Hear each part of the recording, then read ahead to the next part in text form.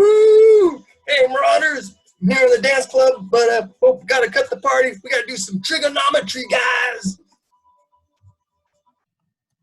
All right, I'm out of the club here. We're ready to do some polar graphing. This is 6.4. All I'm gonna have you do for the homework is answer 2 questions using Desmos. But what is polar equations and their graphs? Let me put up something from the past. Normal rectangular equation. Rectangular means like x and y.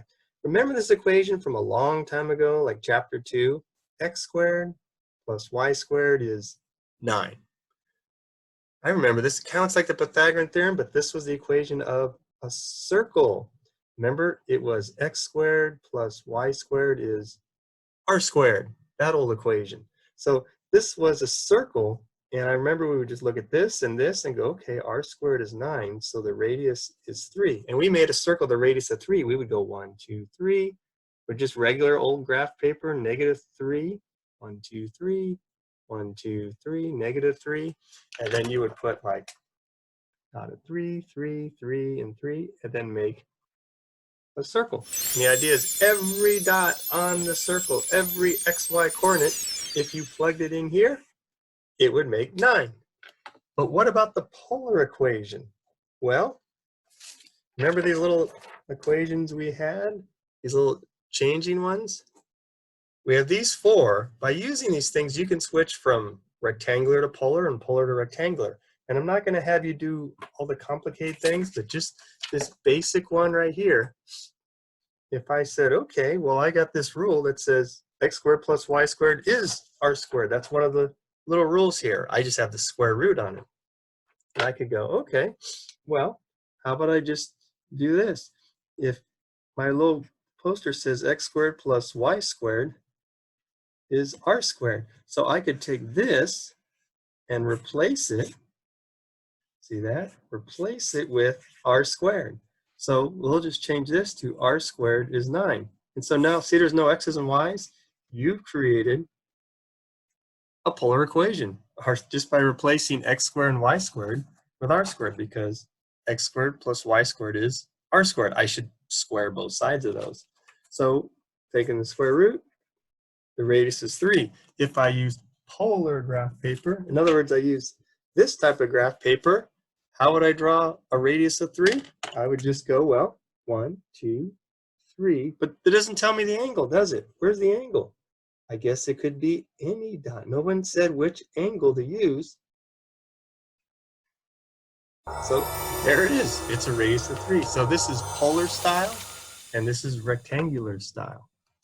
Likewise, if you wanted to go backwards, if someone said a radius was 5, you could go, well, let's see. My little rule says r is x squared plus y squared. So I could just replace this with this. X squared plus y squared, square root is 5. And then I'll probably go, okay, square each side. X squared plus y squared, this would cancel out, is 5 squared is 25. Oh, there's a rectangular equation. So if I started with, I should say r. Likewise, if someone said radius is 5, we've got a polar equation. Can you make it rectangular? And you could say, well, my formula sheet says r is x squared plus y squared. So I could say, well, let me replace this with this. I'm going to put this right here. Square root of x squared plus y squared. Replace the r with this. Is 5. And now I'll go, okay, let's see. How do I get rid of a square root? Square each side. And then go x squared plus y squared is 25. Hey, I've made the rectangular equation. That's a circle, the radius of 5. There's more complicated ones than this, but that's one of the most basic ones. But how about drawing for fancy graphs? There's some things like if I said, what about this? R is cosine of theta. Well, the graph of this, if I did it on polar graph paper, it looks like this. This is actually 4 times the cosine of theta. It's a perfect circle. Now, I'm not going to do this manually, but the idea is you make a table and you actually start plugging in all these different angles and do 4 times them, but put the dots here as you go. Instead of us doing manual, I have this great poster in class that makes it easy to understand. Let's learn how to do this in Desmos. So I want you to open up Desmos. Okay, here's how you graph in Desmos for a polar graph. How do you do polar? Well, you might say, okay, R equals, I want to type in that cosine theta graph, but go over here where the tool is, graph settings, there's this wrench in the upper right, click that, and where it says grid, there's a polar thing next to it, click that, and you see your graph paper in the background change. So rectangular, polar, and then hit the wrench again. Now look, you've got polar graph paper. Let's go here and type in cosine of theta. Now, how do you get the theta to appear? In the bottom, there's a keyboard. You go, well, where's theta? If you try to put X, you get the wave. We don't want that. So now pick A, B, C. And you see the alphabet way to the right. There's a theta under the P. And now you got cosine of theta. And you could hide the keyboard. And you see a circle. We can zoom in. Mine goes out to 1.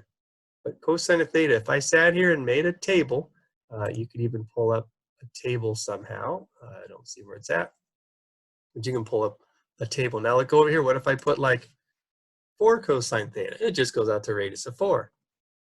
And so cosine is over in the x direction. If I change this to sine, S-I-N, it's in the y direction. Remember, sine is upward, sine is y, cosine is x. I'm going to put it back on cosine. Now let's have a little fun. Let's type in cosine of 2 theta. Put a 2 right in front of the theta. Cool. I'm going to get that out of there. You can zoom in. It's 4 leaves, a 4-leaf clover. When I put 2 theta, I get 4 petals. Why don't we try 4 theta? 8 petals. And it's on one of the petals is on the x-axis. And if I put 6 theta, 12 petals. It seems to double. Well, it's kind of funny. If I put 3 theta, is it 6 petals? No, it's 3. If I put 5, it's 5. If I put 7, it's 7. But if I put 8, whoa. So it's kind of weird. There's some weird rules, like if it's an odd number, you have the same amount of petals. But the first one's always on the x-axis. If you put in an even number, you get double. And if you put in sine, you don't have it on the x-axis. It's a little more complicated here, but it's fun. So you can have fun with Desmos, putting some different things in. Here's something else you can put in. In front of this, I'm going to put in 1 plus. Whoops, I didn't equals. 1 plus. And look what we got here.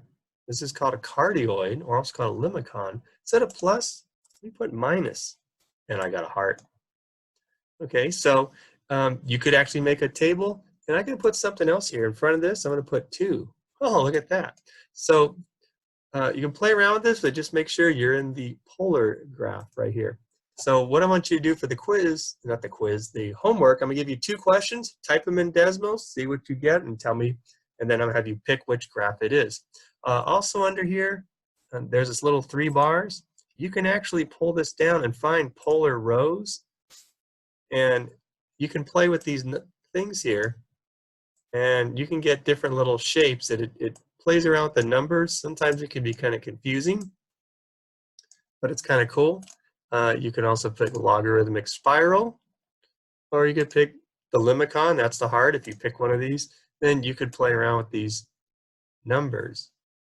It's kind of cool. So these are called polar graphs.